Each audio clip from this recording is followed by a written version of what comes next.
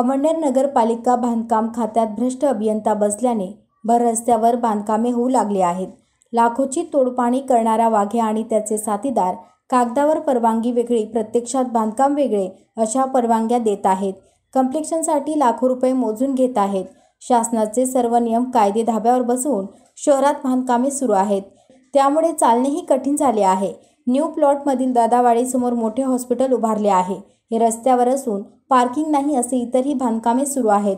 शहरात मोठा नंगानाच सुरू आहे। कुणी तक्रार केली की बांधकाम खात्यात मोठी तोडपाणी होते। या भ्रष्टाचाराची तक्रार शासनाकडे झाली आहे। नवीन मुख्याधिकारी तुषार नेरकर यांनी बांधकाम खात्यात बसलेल्या चोरांना आवर घालावा अशी मागणी होत आहे। MRTP ॲक्टनुसार बेकायदा बांधकाम तात्काळ तोडावे असे तक्रारीत म्हटले आहे। या प्रकरणी पोलीस ठाण्यातही तक्रार करण्यात आली आहे।